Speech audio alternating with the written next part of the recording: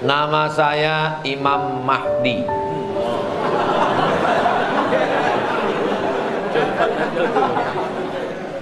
Kalau Tuan pergi ke Makkah, jangan membawa sarang kedidi. Sudah lama saya ceramah, baru malam ini dapat surat dari Imam Mahdi. Mau kau menjaga makku ini? Kata dia, abang jadi soleh begini kan karena dikandung dan dididik emak tuh bang. Kalau tak ada emak itu apalah artinya abang hari ini? Memang aku milik abang, tapi abang milik emak itu bang. Ini saya mengajari cara perempuan itu menjawab nanti begini.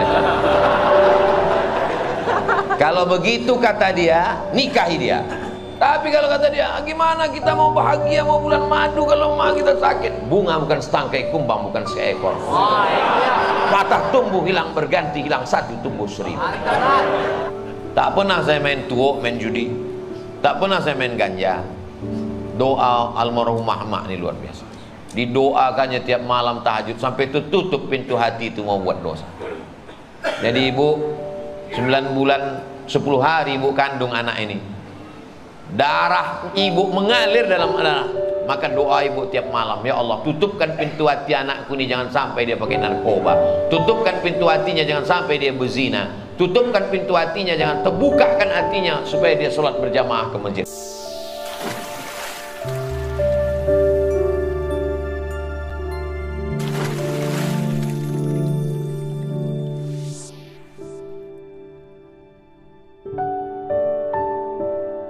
Waktu SMP saya berkali-kali tak membayar makanan jualan ibu-ibu.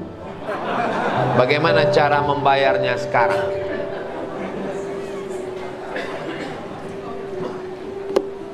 Pergilah ke SMP itu, cari ibu yang menjual salalawat. Hitunglah. Kalau ibu itu sudah mati, cari anaknya ahli warisnya. Kalau sudah tak ada lagi mereka semua ditelan tsunami Galodo, maka serahkan ke lembaga yang dinikmati orang banyak. Berapa dulu makannya? Saya makannya itu Pak Ustadz 1 aja. Dari sejak kapan? Senin, Selasa, Rabu, Kamis, Jumat. Yang liburnya cuma tanggal merah aja. Berapa lama? Dari sejak kelas 1 sampai kelas 3.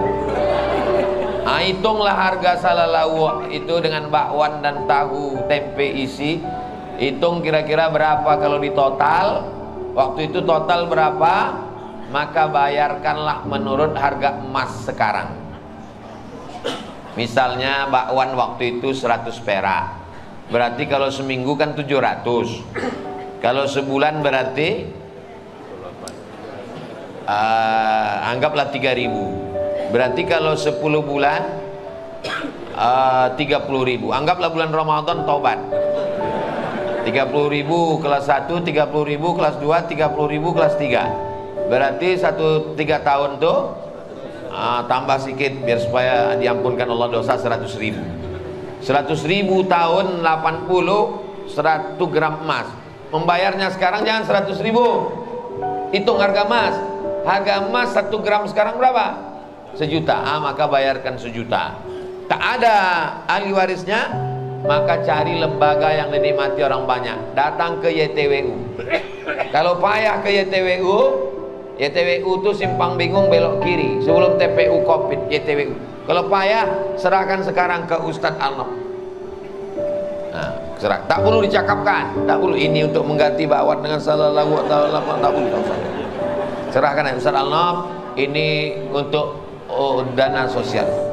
Kalau ditanya Ustaz Alnop, ini dana dari mana? Terima aja lah Ustaz, tanya lagi. Aku dah banyak kali dosa aku ini dah. Jelas?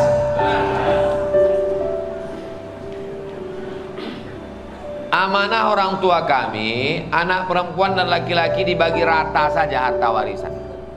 Sedangkan ada saudara laki-laki tak mau dibagi rata. Dia mau dibagi sesuai hukum Islam. Yang mana yang harus kami ikuti Pak Ustaz? Dalam fatwa Syekh Abdullah Balfaqih, boleh membagi harta warisan di berbagi rata. Syaratnya 3. Yang pertama, semua ahli waris akil balik. Kalau ada satu ahli waris yang anak-anak tak bisa. Yang anak-anak ini tetap dibagi menurut jatah dia berapa. 2 laki-laki, 2 perempuan. Harta warisan 1 miliar. Bagi rata 250 juta satu orang. Semuanya 4-4-nya akil balik, boleh. Yang kedua, masing-masing tahu jatahnya berapa. Sebetulnya jatah kau bang bukan 250, lebih. Perempuan ini jatahnya sebetulnya bukan 250. Tapi karena mau berbagi rata, maka kelebihan itu dihitung sebagai tabarruk sumbangan. Yang pertama syaratnya semua akil balik. Yang kedua masing-masing tahu jatahnya berapa. Dan yang ketiga semuanya setuju. Yang tak setuju maka dibagi jatah dia menurut hukum faraid. Maka yang bertiga yang setuju saja dibagi rata. Kau bang karena tak mau bagi rata, maka jatahmu sesuai dengan hukum faraid. Jelas? Insya Allah ceramah saya tak ada yang tak jelas. Kalau ada orang mengatakan somad itu tak jelas, otak dia tak jelas. Bagaimana menjadi imam keluarga yang baik dalam rumah tangga? Soalnya saya menikah muda. Kalian yang jomblo-jomblo insya Allah menyusul tak lama lagi.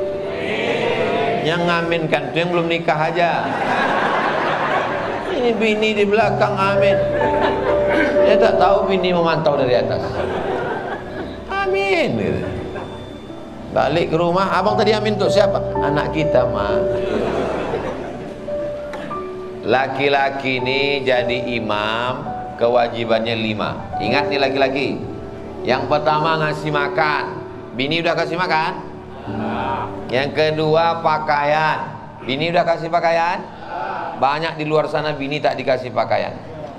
Resleting belum berpasang, kain pendek. Ustaz nampak, saya tak nengok, nampak. Pertama kasih makan, kedua kasih pakaian, ketiga kasih tempat tinggal. Perempuan jangan menuntut laki tak sesuai dengan kemampuannya. Kalau mampu dia ngasih tempat tinggal itu, jangan tuntut dia membelikan istana yang indah. Cepat dia mati nanti. Naik darah tingginya, kolesterol, asam urat, jantung koroner.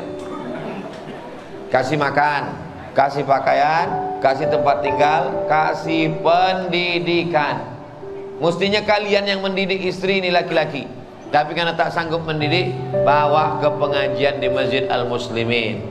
Rutin masih pengajian tiap malam. Yang kelima, perhatian. Istri ini kalau tak dikasih perhatian, dia akan mencari perhatian tetangga. Menjemur lampen anak pun dia beli lipstick. Gara-gara tidak terperhatikan. Pakai kata-kata yang lembut. Kalau balik ke rumah, oh buah hati belayan jiwa, siang dan malam terbayang-bayang, makan tak kenyang, tidur tak lelah.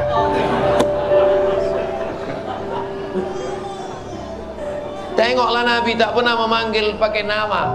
Mana ada pernah manggil Aisyah, tak pernah. Apa kata Nabi? Ya Humairah, wahai engkau yang kulitnya putih kalau kena cahaya matahari kemerah-merah. Boleh saya panggil bini saya besok ya Humairah Pak Ustaz? Boleh. Tapi bini saya tak putih, tak apa-apa. Emang tangan dia tak putih, tapi mukanya kan putih.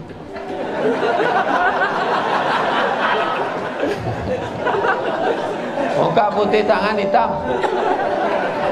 Bodak 2 inci. Jangan laki-laki ini terlalu jujur.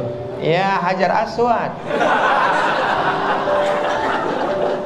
Sakit hati dia.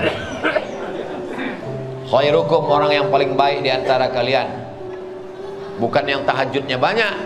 Orang yang paling baik di antara kalian bukan orang yang ke Makkah bolak-balik. Apa kata Nabi? Khairukum li ahli. Orang yang paling baik di antara kalian adalah orang yang paling baik kepada istrinya. Wa ana khairukum li ahli. Aku orang yang paling baik kepada istriku, kata Nabi SAW. Dan saya lihat jamaah muslimin ini adalah orang yang baik-baik semua. Nama saya, oh bukan nama saya, namun saya mau hijrah Pak Ustaz.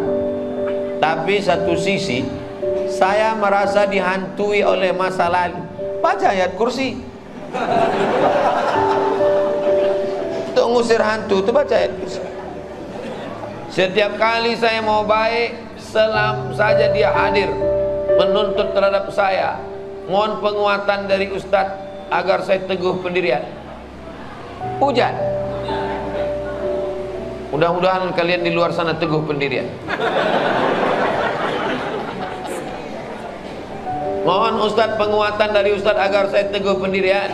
Dan dia juga tidak bisa, karena insya Allah saya ingin datang menikah dengan cara yang baik. Cemana cerita dia nih?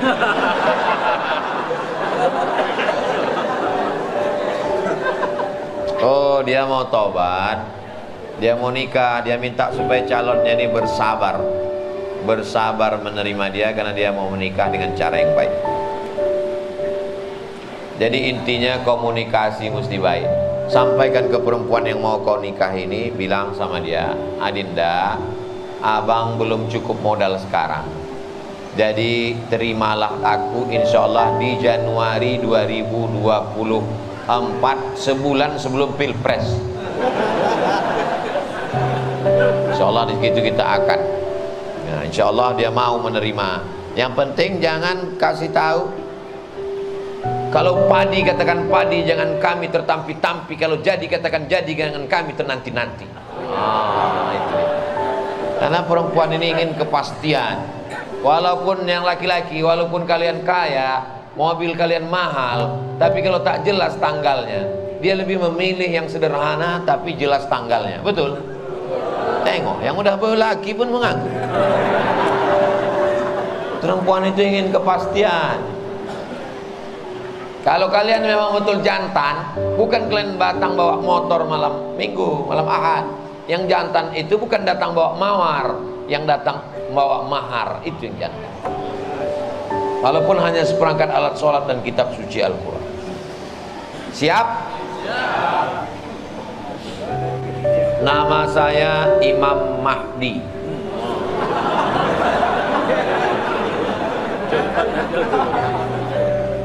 Kalau Tuhan pergi ke Makkah, jangan membawa sarang kedidi. Sudah lama saya ceramah, baru malam ini dapat surat dari Imam Mahdi. Bagaimana kita agar tidak selalu salah di mata istri, sedangkan kita sudah berusaha menjaga perasaan? Salahkah nafkah yang kita berikan terkadang kurang? Kalau cerita cukup, ibu-ibu yang dikasih 10 juta cukup? Kurang. Karena manusia ini tidak pernah merasa cukup. Makanya kata Nabi, iqna' bima qasamallahu lak. Merasa cukuplah dengan pemberian Allah. Takun aghnan nas, kau akan menjadi orang yang berkecukupan. Berapa UMK Pekanbaru? Kita buka ya. 3 juta 50. Banyak orang tak percaya sekarang sama jamaah. Kita cek di Google UMK Pekanbaru. Saya percaya sama antum. Jamaah ini kadang udah tak percaya. Sama ustadz pun orang ini tak percaya lagi. UMK Pekanbaru. Lebih percaya deh sama Google. UMK Pekanbaru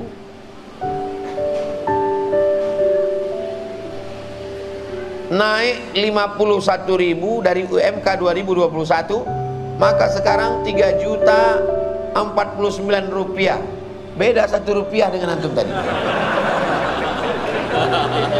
Hebat antum. Jadi UMK-nya 3 juta.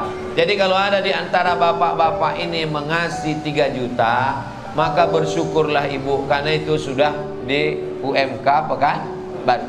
Kalau masalah laki, di zaman sekarang laki mau sholat, mau pengajian itu sudah alhamdulillah. Laki orang lain tak pulang-pulang dari karaoke. Laki orang tak balik-balik dari keyboard tunggal. Ibu pernah dapat kiriman bini naik ke atas pentas menarik lagi? Berapa banyak? Ini laki mau sembahyang, Nanti jangan sampai laki itu meninggal, ibu menangis di tepi liang lahat. Saya tak 1-2 kali menengok perempuan menangis. Abang! Itu tangisan penyesalan panjang, karena dulu waktu dia hidup tak sempat berbakti. Mudah-mudahan orang jalan muslimin ini semuanya istri-istri solihah-solihah. Saya sudah selesai kuliah, alhamdulillah. Sudah bekerja, alhamdulillah. Mengajar di pesantren, alhamdulillah. Belum menikah, innalillah. Saya mau nikah, emak saya sakit. Kalau saya nikah, minta istri merawat, bagaimana Pak Ustaz? Tanyalah dia, apa kau tanya aku? Aku malu tahu. Dek, abang cinta dengan kau. Dan rasa-rasanya di Pekanbaru nih, yang sesoleh abang nih payah. Abang udah kuliah, ngajar di pesantren, orangnya amanah. Kalau nikah aku dengan kau dek, ku bahagiakan kau dunia akhirat. Bersama kita di Pekanbaru, dengan kau juga nanti di surga Jannatul Firdaus. Tapi makku sedang sakit. Mau kau menjaga makku ini? Kata dia, abang jadi soleh begini kan karena dikandung dan dididik emak itu bang. Kalau tak ada emak itu apalah artinya abang hari ini? Memang aku milik abang, tapi abang milik emak itu bang. Ini saya mengajari cara perempuan itu menjawab nanti beginilah. Kalau begitu kata dia, nikahi dia. Tapi kalau kata dia, gimana kita mau bahagia, mau bulan madu kalau emak kita sakit? Bunga bukan setangkai, kumbang bukan seekor. Patah tumbuh hilang berganti, hilang satu tumbuh 1000. Apa dunia ini sempit? Sekarang perbandingan laki-laki dengan perempuan, satu laki-laki itu 50 perempuan sekarang udah di akhir zaman. Jadi kenapa kau mesti pertahankan mak lampir nih? Kalian anak muda yang ganteng-ganteng luar biasa, sorga di bawah tapak kaki emak. Betul? Senangkan emak kalian, bahagiakan dia. Insya Allah rezeki kalian seperti rezeki raja-raja. Ridha Allah fi ridha walidain. Ridha Allah terletak di bawah ridha orang tua. Jelas?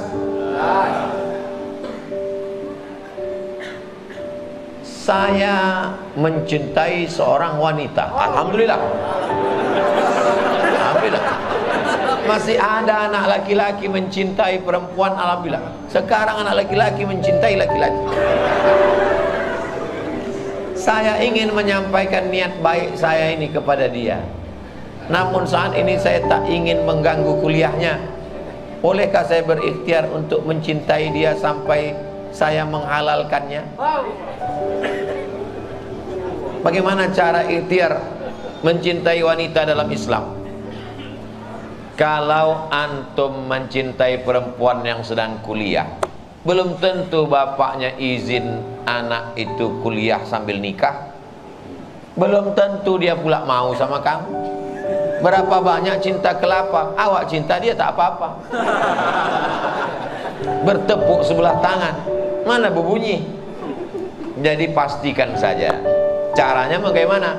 Datang kamu ke rumah bapaknya, jangan sendirian. Bawa ketua Masjid Al-Muslimin, bawa ketua Yayasan Tabung Wakaf Umat. Disahun-sahun Ustaz Al-Naf nih, jangan khawatir sama Ustaz Al-Naf, kota dia udah penuh. Jangan kalian bawa saya. Kalau saya kalian bawa, saya yang diterimanya nanti. Sudah. Nah, jadi kalian datang, bilang sama dia, ini Pak, ada sesuatu yang tak bisa. Kalau masalah minum bisa dipilih antara minum di botol dengan minum di gelas. Kalau masalah makanan bisa memilih antara memilih selais atau kopi yang tidak bertulang. Tapi ada satu yang tak bisa memilih Pak. Apa itu? Hati. Hatiku sudah jatuh pada anak Bapak. Tapi aku tak mau yang haram Pak. Kalau aku jahat, bisa aku jemput dia sekolah, aku bawa ke mall. Tapi aku ingin yang suci ini mesti dilakukan dengan cara yang suci juga. Kata bapak itu, kau sabar ya, nanti habis S1 dia S2, S3 baru nikah sama kau. Intinya jangan berbuat haram. Usaha, doa, tawakal, ikhtiar sama usaha sama. Ikhtiar, al-kasbu, usaha, podo, sami mawon. Setelah usaha, ikhtiar, al-kasbu, doa. Setelah doa, tawakal. Kalau memang jadi, berarti begitulah kehendak Allah. Kalau tak jadi, jangan putus asa, karena Allah punya rencana yang lebih indah dari apa yang ada dalam pikiran. Jadi jangan kalian menganggap kaulah satu-satunya, dek. Belum tentu. Dunia ini tidak selebar daun pisang, guys. Jelas? Apa hukumnya menikahi janda?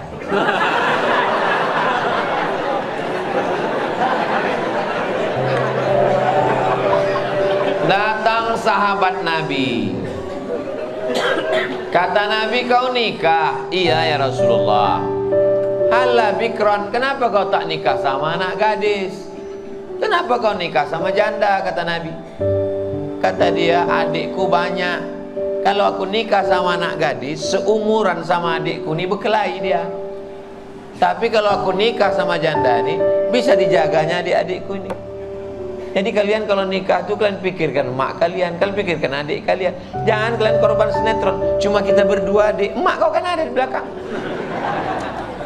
Pikirkan adikmu, bisa tak dia menumpang sama kau? Tengok sahabat Nabi tadi. Kata Nabi, kau nikahlah sama gadis, tulaibuha wa tulaibuka. Kata dia menjelaskan, ya Rasulullah, adikku banyak perempuan. Kalau ku nikahi anak gadis, berkelahi nanti mereka.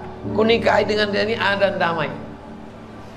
Cobalah lihat, tak dipeturutkannya keinginannya. Karena mungkin menurut dia untuk yang pertama ini janda aja dulu, nanti kedua, ketiga baru kan? Jelas?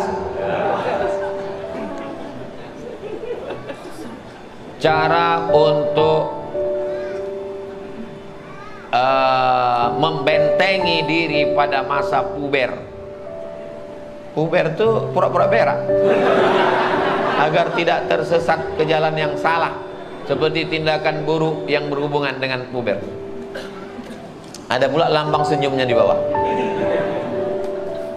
Masa-masa puber. Jadi saya ini pun dulu, jangan kalian sangka saya ini lahir langsung tua macam ini. Saya pernah juga muda macam kalian. Pernah juga. Saya dari tahun 90 sampai 95 itu di Medan. Lahir tahun 77. Berarti tahun 90 umur 13. Sampai 95, sampai umur 18. Dari 13 ke 15 di Medan. Tahu sendirilah Medan. Tahu arti Medan? Masuklah engkau dalam api neraka. Godaan luar biasa. Tapi doa orang tua luar biasa. Dari 90 ke 95 itu tak pernah saya pacaran. Cabut-cabut sedikit ke mall ada. Tak pernah saya main tuok, main judi. Tak pernah saya main ganja. Doa almarhumah emak ini luar biasa. Didoakannya tiap malam tahajud sampai tutup pintu hati itu mau buat dosa. Jadi ibu 9 bulan 10 hari ibu kandung anak ini. Darah ibu mengalir dalam anak. Maka doa ibu tiap malam, ya Allah, tutupkan pintu hati anakku ini, jangan sampai dia pakai narkoba. Tutupkan pintu hatinya, jangan sampai dia berzina. Tutupkan pintu hatinya, jangan terbukakan hatinya supaya dia sholat berjamaah ke masjid. Yang pertama doa ibu, doa ibu, doa ibu. Doa bapak penting juga. Yang kedua, kalian isi dengan kegiatan. Kalian ikut pencak silat. Saya dulu ada di Jalan Kapten Muslim Sungai Kambing Medan itu taekwondo, ikut. Pencak silat, ikut. Ikut semua. Lalu kemudian apa saja yang menguras energi tenaga habis sampai kita lelah tertidur, dan berkawan dengan orang baik. Karena pengaruh kawan ini luar biasa. Jangan sampai berkawan sama setan. Kalau nampak kawan itu macam agak-agak setan, sorry ya set. Jadi kalau ada kata orang, jangan pilih-pilih kawan, wajib pilih-pilih kawan. Komunitas, bergabung dengan komunitas FSRMM, bergabung dengan komunitas apa lagi? Fodamara, bergabung dengan komunitas biker subuhan.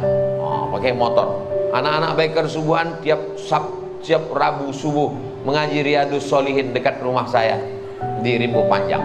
Oh, ngebut laju-laju. Jangan laju kali, nanti datang malaikat mati. Insya Allah kalian pasang target melewati masa-masa angin kencang itu. Setelah kuliah, habis kuliah kerja, habis itu menikah, punya anak istri, masa-masa goncang-ganjing goncangan itu insya Allah bisa dilalui insya Allah. Bimbingan lingkungan, bergabung dengan remaja masjid, ikut pengajian, terpelihara insya Allah, terjaga insya Allah. Kertas terakhir. Apakah boleh orang yang sedang haid, maaf cakap, membaca dan megang Quran masuk masjid? Perempuan yang sedang halangan tak boleh tujuh, tak boleh baca Quran, tak boleh megang Quran, tak boleh bawa Quran, tak boleh masuk masjid, tak boleh iktikaf, tak boleh sholat, tak boleh puasa. Tujuh. Menurut kitab Al-Fiqhul Islami wa Adillatuh Syekh Wahbah Zuhaili, menurut mazhab Syafi'i, tak boleh baca Quran, tak boleh megang Quran, tak boleh bawa Quran, tak boleh masuk masjid, tak boleh iktikaf, tak boleh sholat, tak boleh puasa. Tapi kami guru di sekolah Pak Ustadz, boleh membaca kalau guru tapi putus-putus, jangan sambung-sambung. Anak-anak ikuti ustazah ya. Ya ayyuha allazina amanu, aman boleh, jangan nyambung. Yang kedua, yang ngapal Quran, takut satu hari orang ngapal Quran itu mengulangi hafalan 2 juz. Kalau tak diulang hilang. Quran ini cepat hilangnya. Maka mengulang hafalan bagi perempuan yang berhalangan boleh dalam hati. Jadi anak-anak ibu yang hafal-hafal Quran itu dia diam aja, diam. Itu sedang ngulang itu. Tapi kalau dia hafal Quran, kalau tak menghafal diam aja, tanya dia, kau kenapa diam aja? Karena orang mengulang hafalan itu bisa dalam hati, diam aja dia. Mengulang hafalan. Jelas? Alhamdulillah. Habis Ustaz? Habis Ustaz. Masya Allah. Itulah kaji kita pada malam hari ini. Lebih kurang 75 menit. Mudah-mudahan apa yang kita kaji malam ini menjadi bekal ibadah. Yang kaya-kaya terbukalah pintu hatinya untuk berwakaf, berzakat, berinfak dan bersedekah insyaallah. Mudah-mudahan keluarga kita sakinah mawaddah warahmah. Anak-anak kita soleh dan solihah. Kota Pekanbaru diselamatkan dari malapetaka bencana riba, zina dan narkoba. Untuk niat yang baik-baik ini Al-Fatihah. Bismillahirrahmanirrahim. Alhamdulillahirabbil alamin arrahmanirrahim maliki yaumiddin. Iyyaka na'budu wa iyyaka nasta'in. Ihdinas siratal mustaqim. Siratal ladzina an'amta 'alaihim ghairil maghdubi 'alaihim waladdallin. Amin. Allahumma shalli 'ala sayidina Muhammad wa 'ala ali sayidina Muhammad. Assalamu alayka ya Rasulullah. La tada' lana dzamban illa ghafartah. Ampunkan dosa-dosa kami ya Allah. Wala dainan illa qadaita. Tolong kami lepas dari hutang-hutang riba. Wala maridan illa syafaita. Saudara kami yang sakit, angkat penyakitnya, sehatkan ya Allah. Wala mayyitan illa rahimta. Yang sudah meninggal dunia, lapangkan kuburnya. Wala raghiban illa anjabta. Yang belum punya keturunan, berikan anak yang soleh-solehah.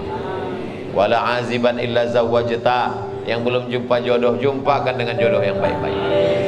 Wala hajatan min hawaijid dunya wal akhirati laka ridha wala nafiha salah illa qadaitaha wa yassartaha.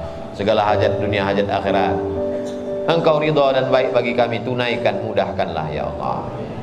Allahumma adfa'annal bala wal waba wal ghala wal fahsya wal riba wal zina. Selamatkan anak-anak kami dari malapetaka, bencana, riba, zina, narkoba, perbuatan keji dan munkar. Rabbana fir lana dzunubana wa liwalidayna wa limasyayikhina wa liman hadarana. Semua yang hadir di majelis ini, maafkan silap salah dosa. Allahumma aslih syababal muslimin, anak-anak muda yang sedang dalam ujian luar biasa dalam kehidupan ini. Berikan mereka kekuatan iman dan Islam. Allahumma khtim lana bi husnil khatimah wa la taqtim alaina bi su'il khatimah. Allahumma ja'al akhir kalamina, jadikan akhir kalam kami ketika ajal sampai, yang terakhir keluar dari mulut kami la ilaha illallah Muhammadur Rasulullah sallallahu alaihi wasallam. Rabbana atina fid dunya hasanah wa fil akhirati hasanah wa qina adzabannar. Wa sallallahu ala sayyidina Muhammad wa ala alihi wa sahbihi wa sallam. Walhamdulillahi rabbil alamin. Taqabbalallahu minkum inna wa minkum taqabbal ya. Terima kasih segala perhatian. Mohon maaf segala kesilapan. Wassalamualaikum warahmatullahi wabarakatuh.